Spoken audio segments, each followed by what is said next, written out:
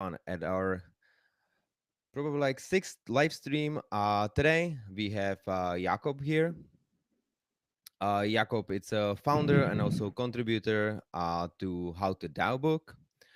He founded Pando DAO, which supports African founders and empower the next generation of innovators. Jacob started his journey in Washington, D.C., where he studied and then moved to New York as an investment banker. So it's a very rich journey. Welcome, Jacob, on our podcast. Hi, thank you. Jacob, I think the first question which I'm wondering is like, how you got from investment banker, which I believe it's pretty nice, cozy career, to founding a DAO and, start supporting like the African ecosystem. Like, what was the aha moment for you back then?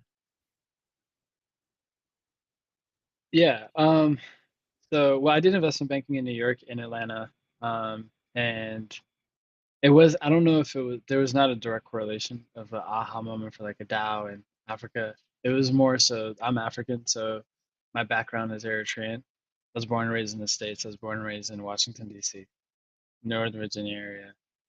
Um, and I had an opportunity to move to Johannesburg in 2014, so almost a decade ago, actually.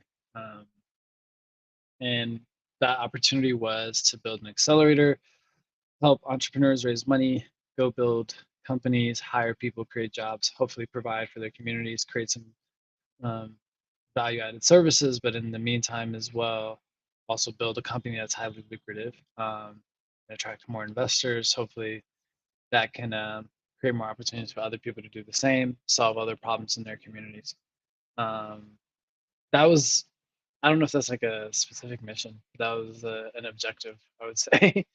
And um, from there, I moved to Mauritius. We were working on, so the accelerator is called African Leadership Ventures. And um, from there, we moved to Mauritius to raise money for a university called African Leadership University. And I worked on that project, got to work with kids, got to see all of it like develop. It was really, really cool, actually. And some of them graduated, and one of my favorite stories is like one of the students graduated, started a startup, and then hired through my startup, Parity Talent. So that's really cool. Um, yeah. So I'll tell about his name is Joseph. Um, Nice. anyways, sorry. I No, it's eventually this found is my way to this is Kenya. cool. Well, this I think this is cool story. Like, and I think it's like worth to like kind of stop here a little bit. Like it's like this kind of like life cycle in a sense, like you provide to your Yeah. community and then the community provide back to you. So actually last Thursday we had Matilda from Gitcoin here on the podcast, and like for the listeners, like you should also check that stream. But like how Gitcoin works is basically they are getting money from like donors to fund some new open source projects, and some of the like biggest kind of donors for those like matching funds are actually companies which they founded very early. So it's like Uniswap, Optimism, those like big Web3 companies, which like at the Mm. beginning when Gitcoin started, those were super tiny. And like those funds help them to grow. And now they're helping the ecosystem. So I think that this is super cool. Also, like this actually happened before the Web3 part of your journey, correct? Like it was like just in the Yeah, startup Web3 ecosystem. came much later. Oh yeah. Yeah. So like it's nice Um, that like the startup, like just the ecosystem itself kind of support each other. So I really like this kind of stories where like people like kind of giving and then receiving eventually, even though they might not have expected. There is not like clear correlation, but it just work out for everyone. So yeah. So yeah, I sorry to mean, pause you this there. by no, I mean that was like very unexpected. I mean, Joseph is a student. I mean, he was a very entrepreneurial student. To be fair, I'm not surprised by any of this success. Um, so he would even be an interesting person to turn into a Web3 company. His company is called Rousey. They collect data and they use a community like crowdsourced way of collecting data. But if you think about Web3 and loyalty and having a stake in the platform that you're building and the value that it creates, his company is actually very well suited for it. Um, but anyways, to get to how Pando DAO started, I'm the founder of Parity. Parity is a AI employment marketplace. What we do is we have a community and they go out and they source jobs, and there's about 15,000 of them, highly networked people, some of them professional recruiters, just some of them everyday people that have jobs and know a lot of people. And then we have about, say, about 60 or a little bit under 60,000 vetted candidates. And in that community, we use a bounty system. And that bounty is how we get our community to source candidates for any job. So anytime a company hires from us. Um, anyways, me starting that company is how Pando DAO started, because there was no, Africa is a very decentralized tech ecosystem. Not even to be funny and play on words, but it's more in the sense that in the States you had high density in San Francisco, and then it kind of, you have New York, you have Austin a little bit, but like it's SF. Like SF is, that's the powerhouse. Miami had a really strong run during COVID. I'm not sure how much of the VC ecosystem is there at this point now, but if you look at Africa, you have Lagos, you have Nairobi, you have Cairo, you have Cape Town, you have Joburg, you have all these different cities, Kigali, you have all these different places, Addis. Like there's so many small hubs. If you add us all up, it's not that bad if you think about the age of the ecosystem. It's actually pretty low. If you think about, let's say the tech ecosystem in Africa is like 10 years old, maybe 12. Like there's people that outdate that are the reason that the stuff happened. Like, like Ori or Ken from Cellulon. Like these are people that predate that. Um, but I would say for like a common era to call it, I would say it's been like a 10-year run. And it's accomplished a lot in that point, but it's spread out. So when things are spread out, you don't have information that's getting transferred quickly enough. So if that doesn't happen, people make stupid mistakes. I think that's just the reality of being a founder. So if you're not like SF, if you're all at the same coffee shop or if you're bumping into your friend, they're gonna talk. Like whenever I'm in SF, this happens all the time. Like I'll just go to someone's house. It might be a hacker house. Just sit there, you hang out. Somebody will be like, "Oh, I really messed up on this thing, but then I learned and like we developed it this way, and like look at this new innovation that I've solved for it to streamline all these other solutions." And that that that flywheel, that the density in that information and how fast it's getting circulated versus when it's spread out across the largest continent in the world, it just, we're bound to repeat very avoidable mistakes. And then there's also the added layer of we have very unique board.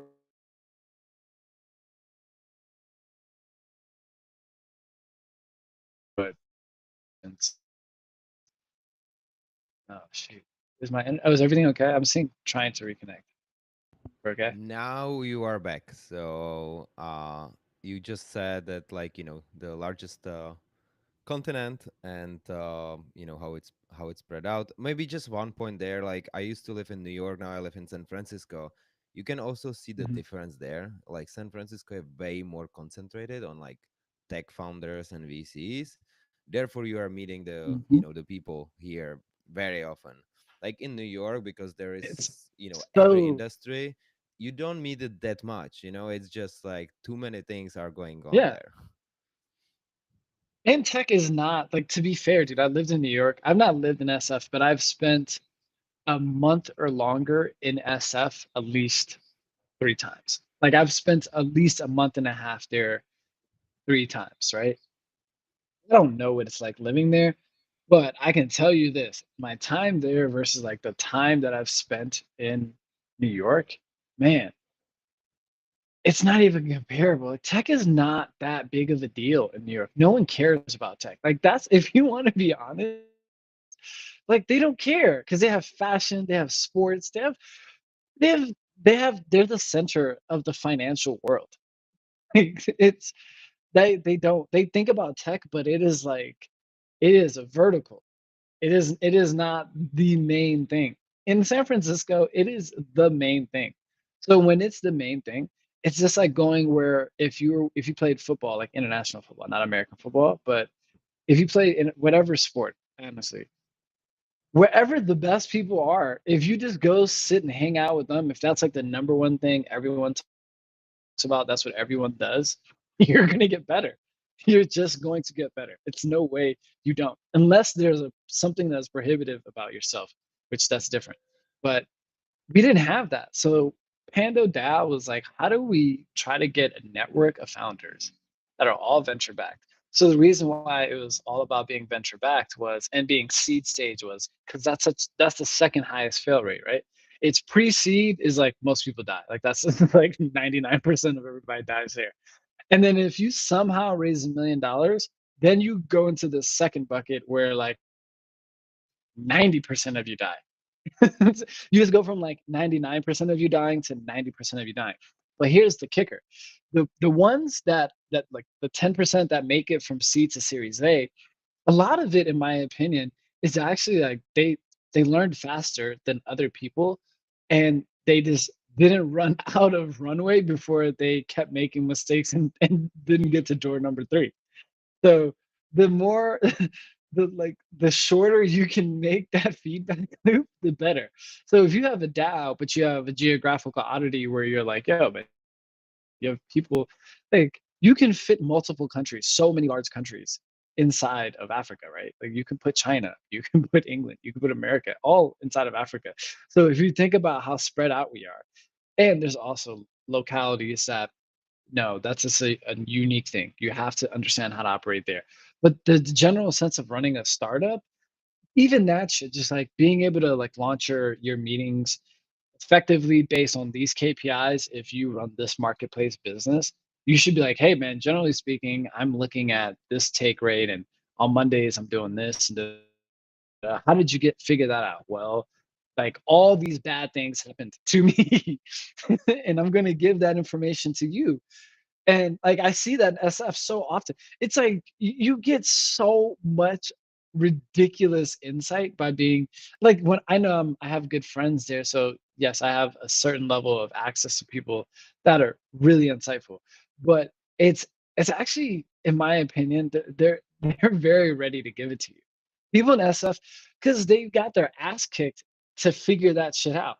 This is the unique thing. The person that got their ass to them figuring this thing out is very comfortable telling you, and they want to tell you because they're like, look, I hope that you don't have to experience this that way. So that was the initiative that started Pando DAO. From that, I mean, we've had a lot of like sub communities that have come out of that. We have a group that went to Zanzibar, and it's a collection of us that are from Pando. There are people that are like YC backed founders. My friend Daniel did a really good job of bringing that together. He is in Pando. So is Benji. And in those groups, in the smaller pockets, we start to get a little bit of that SF insight where people be like, oh, how did you design your ESOP agreement?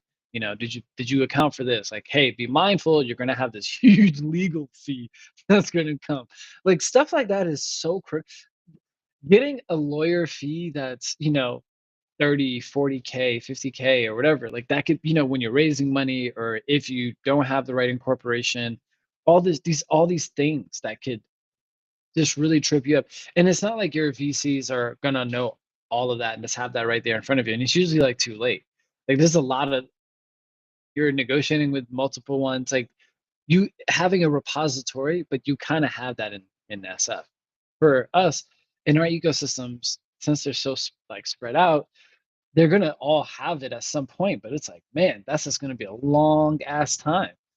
Like, how about we try to connect us much faster? So if someone in Lagos figures out, hey, fintech works really, really well here. Here's what I realized. Da, da, da.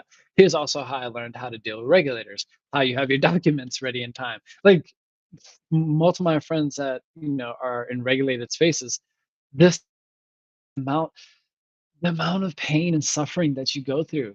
as a founder of like trying to, get approval from the central bank and all that. I'm not saying anything bad about them. It's just this is their system and this is their process, and you are learning it and you're trying to get approved.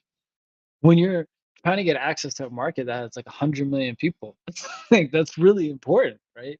Like you need that, and someone being able to pull you aside and be like, hey, let me just give you a rundown of how this is going to go. Also, like, here's how they like their documents ready. Here's what you're going to have to make sure you have backup to this, and like expect this to take this long to get reviewed. And then once it gets to this point, it's pretty much going to go quiet, and then you'll get a random message. And then when you get that message, then you need to be ready to have interviews. Like that's a lot of stuff that you don't want to learn the hard way, right? You don't want to learn the hard way how to get a central bank license approval. Like that sucks, man. That really sucks. And those kind of mistakes also are company killers, right? Like that's how Pando came about, and is because so many founders, we'd all kind of talk about that stuff, and it was, Yeah, no, and yeah, you yeah. are you You you don't are have that so many chances to fail. and Oh, you're you good. are so right. So I used to work with in fintech with central banks, and like the first time was super hard to get like the approvals and so on. But when you figured that out, like the second time, you already know. Like you already know what you need to provide. You already know what you need to say, who to talk to, and it's like from like a year negotiation, it gets it into like a month. Just like get Exactly. all the approvals. Like Think, they kind of. yo, think about that. Think about how much money you would have paid if you were a startup. If someone could have gave you a crystal ball, because you know the pain, like you know what that's like. If someone said, "Hey, this could be 12 months of like eating glass, or it could be 1 month or 2 months tops, and it would be like not a this an unpleasant process." What? Like all I got to do is be a part of this DAO? Like, yeah, fuck yes, I want that. Like, I need that information. And we want to give it to you. Why? Because the more you succeed, this creates more validation for the ecosystem. And then it creates, like, for us, which is an important thing being in Africa, is that there's a lot of talent in Africa, there's a lot of talent outside of Africa. More success that we have in Africa is going to get more of the African diaspora to move back, which is really important to build really powerful and like global businesses. You need to be able to have a strong selling point for talent to come. So yeah, we need startups to succeed here, and it is in all of our best interest to do this. And one of the things that we wanted to do with Pando was launch a fund. So we would just invest in the startups that are coming up behind us, because, and this is not a on any VC, and like this is the things that we'll honestly say, if you have not operated a company, it doesn't mean that you're not going to be a good investor. You might really know how to pick companies. But for that stage of company building, where you're going from, I have an idea, to, I think I got something, to like, oh, this looks like I have product market fit, to like, oh, I actually have a company, I have recurring revenue, close to being profitable. Now I'm like trying to get my bearings. There's so many evolutions that happen in such a short amount of time. Being a financially savvy investor, you can help me understand what the market expects. You can guide me on what capital allocators are going to tell me the next time I go to raise money. But an operator will be able to say, like, oh, hey, at that stage, you should probably just like reduce your metrics to this, focus on this thing. This is going to be the driving factor. And then you're also going to have a whole lot of like human resource management problems because at this point of the business, like here's something real that we've discussed as founders. And I've discussed this with multiple founders. There's a stage of the company where shit is fun. And you're just like, here's ideas and we're throwing shit out there. And then some starts to stick, right? All of that stuff is fun. It's like a series of experiments. And then once you get to, oh, we have a real company now, we have recurring revenue, we have recurring clients, we have expectations, client management, all this other stuff. That's when it becomes, oh, this is a business now. And that is a big mind shift for the people that were like doing the experimental stuff, the fun stuff. Because once it becomes a business, until it becomes rapid growth, you're in this like kind of period of like, like what are we doing here? It's like, yeah, you got to do the execution and grow. other founders will give you that information of like, hey, you're in this point from here to here where you should be really dialed in on the very boring basic details.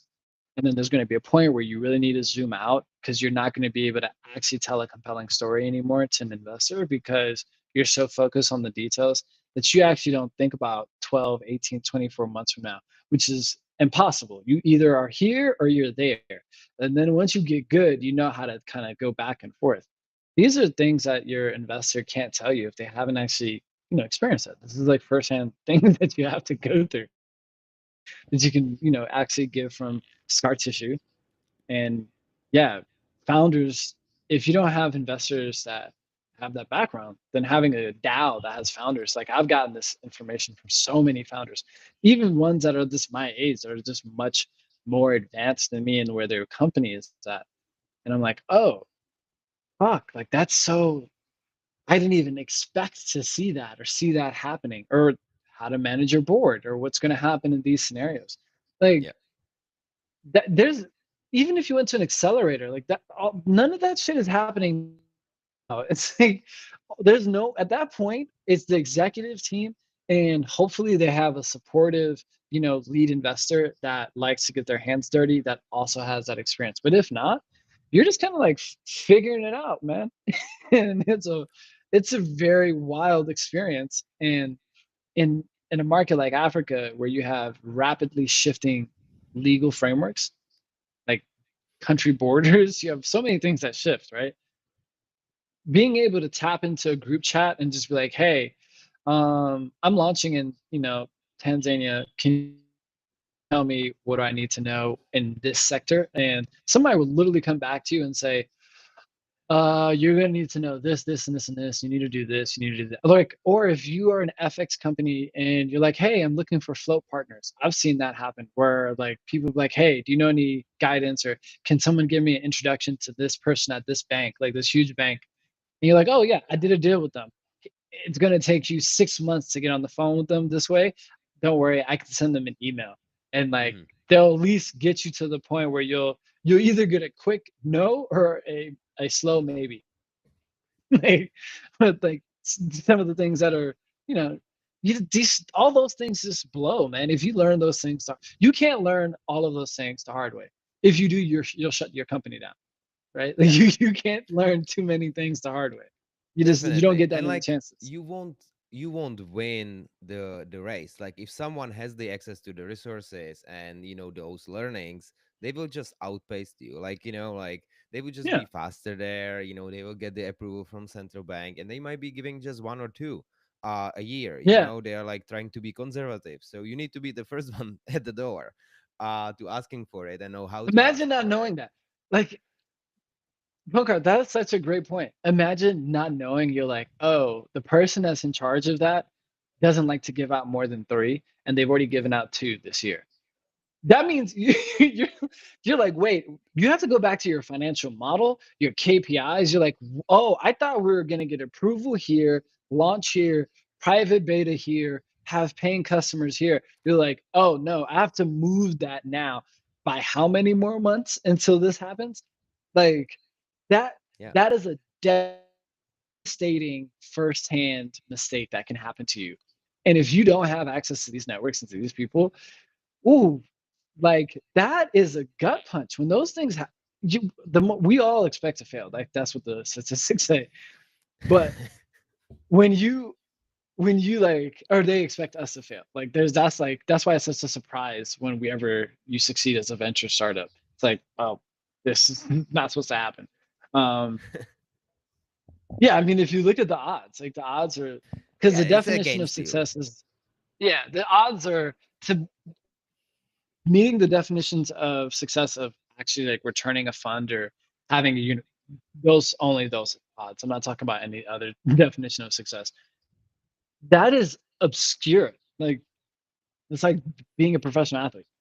Yeah. You're you're very close to those numbers. So my question here, it's like, like in San Francisco, I feel like there is just this vibe like of people like sharing their stories and like, they are kind of open of what they are building. They are not very secretive. Like, they don't care too much like IP stuff and like that. In New York, they are usually being more secretive. They just feel like that, they need to protect their ideas, even though probably another 100 people have the same idea anyway. How you incentivize kind of this like knowledge sharing in the Panda DAO? Like, is it like natural, or is it like there is some like financial incentives actually to share those type of information? Well, I'd say it's more natural. I mean, there is you get tokens. The way we designed the DAO is, good behavior gets rewarded with tokens. So there's a governance committee, and they'll be like, hey, this person provided a workshop for all the founders and gave them like a how to or to relocate, headquarters from here to here, who you're going to talk to, how much it's going to cost, like the taxes you're going to have to pay out for this, making sure you're, on board with all the legal requirements, etc. If someone did something like that, you'd give them, some tokens out of the Pando DAO, and the value of the tokens would be pretty much the returns of the fund. So having a fund, if those companies actually build back cash, that cash goes into that Pando DAO bank account. The tokens that we issue are backed, effectively by the value that we're creating in that ecosystem. Hopefully, more things. That's how we would word it. But like that's mechanistically how I'd answer your question. Realistically, no, that shit doesn't matter. Like people actually just do it. Like no one. I mean, people in Africa are weary sometimes because trust it can vary from market to market. But in the founder community, yeah, man, people will be open and they'll help you if they. I mean, sometimes people are just going through shit. Like it's you're a human being. Like you have life. You're running a startup. Sometimes you just don't have the capacity to be like, hey, here, let me help you. You just don't have it. But I would say in what I've seen from the African founders, and I like it doesn't have to just be limited to Pando DAO. I would say in the African founders, yeah, they're open to talk. They want to talk. They're trying to figure it out. Like everybody's trying to solve problems. Like this is the world's largest workforce, and there is a net negative of like 8 million jobs every year. This is not enough jobs. Being an Yeah. entrepreneur is not a dream, it's almost a necessity. You want a job, you have to make it. Like that's the that's the that's the level of like perseverance you have here. So it's super inspiring to be around all the entrepreneurs, and I think that's why we like to share and say, hey, this is what happened when we can, for those that can. And I don't think that the tokens actually motivate that. No one cares. Like if you think about it, if you're smart enough to do the math, you're gonna do the numbers and say the only way these tokens actually matter to me is if the investments that we make in the startups through the fund are like really, really good. But then that would mean us just being part-time VC fund managers while running our companies are much better at being fund managers than others. Like that's not going to be the unit economics of doing good things are not going to be motivating enough. It has to be the fact that you want to do it. Like you feel rewarded out of this because you yourself, I use this word suffering because I think suffering is the thing that I find that motivates founders to be the ones that really have are very gracious. They're just like, yeah, let me, what happened? Okay, yeah, I'm sure. Like, I can't talk now. Maybe I can talk to you like 3 weeks, but that 30 minutes in 3 weeks is going to be illuminating because they're going to walk you through just 9 months of pain that you don't have to have, or hopefully have to have. And you're like, thank you so much. That's so insightful. And you get to move on. And I don't think that they're doing that for a token reward. I don't think that's going to be Yeah. the value driver for them. So we are connecting through common suffering in a sense, like we all suffered Yeah. like in our own respective companies. Let's just exchange our notes on it, like so we can learn from each other. And like yeah, it makes sense. And like I recently read the book like Give or Take from Adam Grant, which is basically kind of on research on like giving versus taking. And like the outcome of the book, as I said, it's like giving, it makes you way better, like because like you are building your community with you, and like you should not expect anything in return, but like just like contributing to the common causes basically, and like helping others, like eventually it will turn into like the whole ecosystem will be better off and you live in that ecosystem. So like, I feel like that's just the best way to do it. And especially if you are a founder, as we are, like, helping each other and just making the odds a little bit better for all of us. It's what we Yeah, need to do, because like we will, a majority of us, as we said, like, will fail. But if we can like help each other and like make the odds 1% better, like 2% better, that's a big deal. That's a big difference actually. So I really yeah. appreciate like anyone doing this like coordination around like helping the ecosystem to grow, be more innovative, and so on. But like, tell me this, like, this can be a group chat kind of, like sharing, on Slack or Mhm. something. Why you went with the DAO and the token? Like, what was kind of maybe like the two things like you were like, this will actually make it a little bit better, or worse? Like, if you learn like it made it worse, like, also share. Yeah, I mean, I think it did both. That's a good question. I'd say the upside of organization around a token does everybody's done a group project, right? Like you've been a part of a group project at school. Not everybody does the same amount of work in the group project. Would you agree? Like there's someone that's like sleeping I in the I corner. agree. I was usually just presenting. Okay, see, fair. Right? So there's always different people that play a different role, right? In any community that those kind of patterns always play out. So in the tech community in Africa, I don't think we should have just a general expectation that this is going to happen, right? It might over the course of like much longer time period, but if we want to shorten that time period, which I do, the reason why is because there's literally not enough jobs in Africa. So we need large scale companies that are homegrown. It's not going to come from like multinationals that are coming in, like kind of testing it out. Like it's going to be from people that actually build businesses here. So VC backed companies have the potential to provide an outsized amount of wealth and jobs, etc. Like that's why they're so risky because they have such high reward. Like you can actually create a lot of value for the entire community and the country or the continent itself. So if you think about, I mean, shoot, just think about the taxes.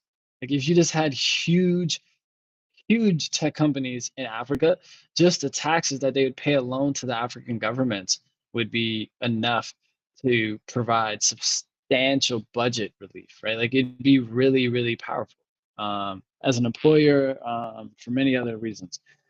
But um, sorry, I actually just kind of lost track of the. So basically, like, what you are saying, like, I ask you like why DAO, like you are saying like the Oh, token why do we bring it based. to that? Yeah. So if you have all these people and they're all contributing different ways to the project, eventually people are going to burn out, right? Like there's all these important things because we're trying to shorten that time lane. That's why I was going down that path. But we're trying to shorten the time lane that we get to these returns, and having it in a token can show people like, hey, your efforts are being rewarded, even though we know you're not doing that. If you're doing it over the course of like 3, 4, 5 years and the fund is making investments, and the strategy behind the fund was founders ourselves will never be good VCs, but we'll be really good at picking like the people that are going to be good founders, right? Like we'll have a much better eye for that than we think VCs will. But actually helping them become successful over that time, like an operator, someone that's actually on that side is going to do it. We're running our companies. We can't do that. But that pretty much makes us a feeder for any larger VC fund, right? Like we're not really competing. We're never going to try to be that VC fund. We're almost like creating a Y Combinator for Africa because we're saying we're going to go ahead and launch a fund that's pretty much writing 25K, 50K, 100K type checks, right? And those founders are going to build companies that we think are going to end up being invested in by all these different people. The people within Pando are going to help those companies become successful. So they were going to do it anyways. they're going to tell you this is how you get central bank access. This is how you make sure you file your taxes on time. This is how you launch into a new market, how you get your HR policies in place. So that person that's going to do that anyways is now doing that for startups that the DAO invested in, and they're going to have a higher likelihood of success, which is going to generate a higher return for the overall DAO. That person should get tokens for that shit. Like that's important because they're going to do it because just like any other group project, there's always that one person or two people or whatever it is that do way more than others do. Not to be like others shouldn't get anything because their existence in and of itself is good for the ecosystem. But and I'm sure they'll take a call every now and then, but they're not going to organize an ESOP agreement workshop, right? They're not going to do that. They're not going to tell you, hey, this is how you do compensation insights. Like, here's how you're going to standardize compensation, which my tool at Parity was a discussion within my founders at like my fellow founders at Pando and being like, hey, they're like, yo, man, we don't have any insight on compensation. And I bet you have that data. And Parity Talent had a decent amount. So I was like, you know what? Let me talk to some of the founders, see if we can launch something that actually will help us. And that ended up being, you know, a real important thing. It's a gap in the market. It's something that my business is providing, and it made a lot more sense as their interests kind of was carried further. Like, hey, this is an issue. So that's a business outcome for myself. I've seen people do ESOP programs for themselves. I've seen people do float agreements, like talk about, hey, how do I do this? And if you're someone that even connects the dots like that, if you're like, oh, Jacob, you should talk to Punkar about this one thing. Like if you consistently are doing that, you should also be rewarded with tokens for being a connector. That's work. Like you're thinking about it. You're like, oh, I know you need this. I'm gonna write an email to so and so, see if they're open to have a conversation with you. Once I connect y'all, I'll let it go from there. That's a small thing, but man, those kind of things can open up a door that could change the trajectory of your company. And Yeah. that's the value of having a token on it. Now, the downside to having a token and all that is like obvious, managing the actual token, getting everybody to like launch their token, their badge, and all the other stuff that goes along with the DAO. It's like to me, I'm not a Web3 person. I'm not like I wasn't like let me just use the tools and all that. And like I'm not a first mover on it. I now love it because of its utility. Like it actually provides value. That's the most important thing. Like that's what actually makes me the biggest advocate for Web3 is like I was never and I'm a tech nerdy dude, but I wasn't like, oh, this is it. And now I see, and like not now, I saw it much earlier, but like by the time I remember working in banking in 2014 and someone buying Bitcoin and everybody in our bank being like, this dude's an idiot. And I was just kind of like, I don't know if he's an idiot, man. I don't know, but I was like, man, he bought that shit in 2014, dude. You know, like that's like so there's a lot of those angles as well. That you look kind of stupid organizing it, but I do think that there's a huge potential if we organize people that way, launch a fund. We have a vested interest in those startup success. We're going to do it anyways. We're going to do it anyways. But if you Yeah. organize it, it actually creates a lot more returns. And the returns that which you can do with whatever you like. You could take yours, cash out, or you could be like, you know what? Like, there's so many other founders here that if you just gave them like a 25K grant, they said, hey man, no strings attached. Here's 25K. Hopefully you figure it out. Like if you're raising venture money, like hit us up. We have an Airtable of a whole bunch of people that we can connect you with. Now with AI, like all the like, if I were to synthesize it down, putting that founder community into a DAO with AI now, it would allow us to scale our networks. Like you could scale your networks in a way that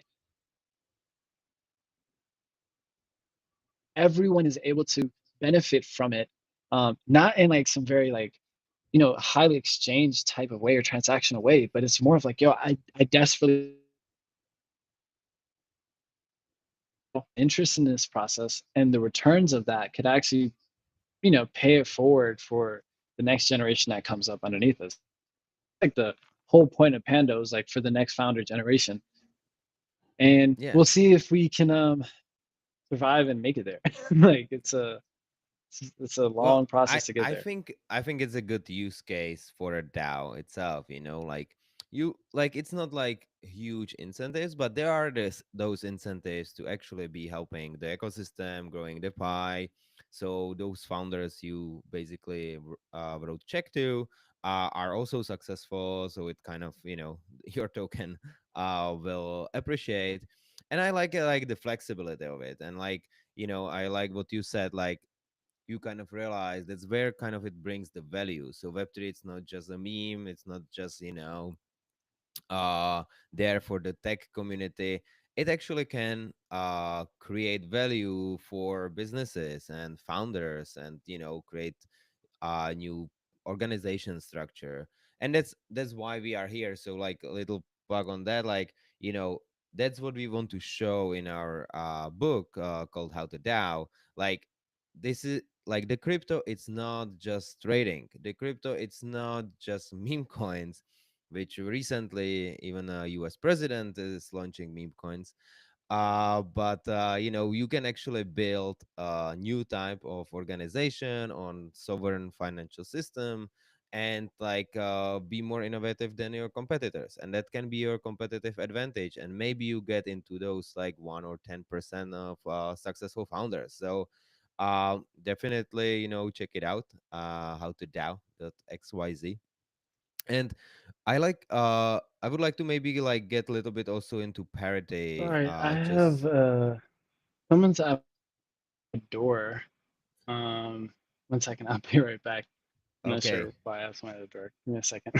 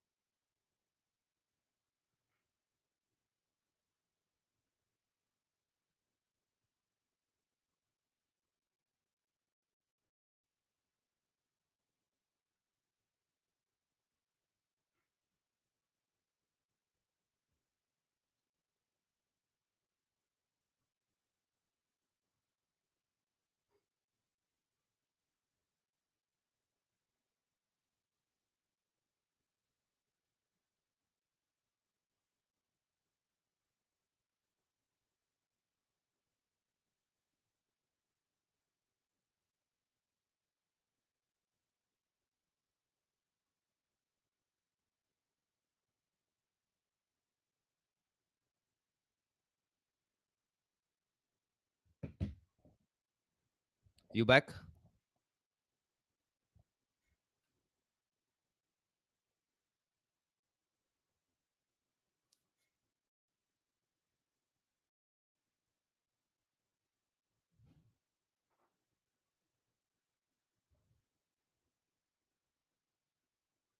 I cannot hear you.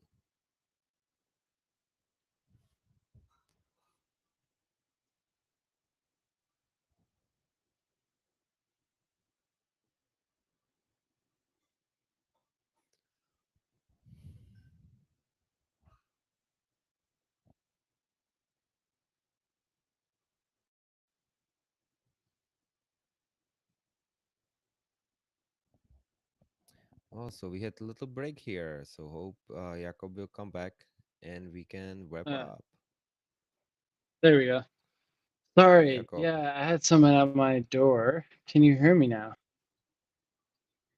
Yeah, yeah, it's okay. I think I had like two more questions, so we are kind Perfect. of wrapping up here. I can hear you. So I will tell, like, I'll ask you those two questions right away. So first one was like about Parity and how it's like kind of connected to Panda DAO.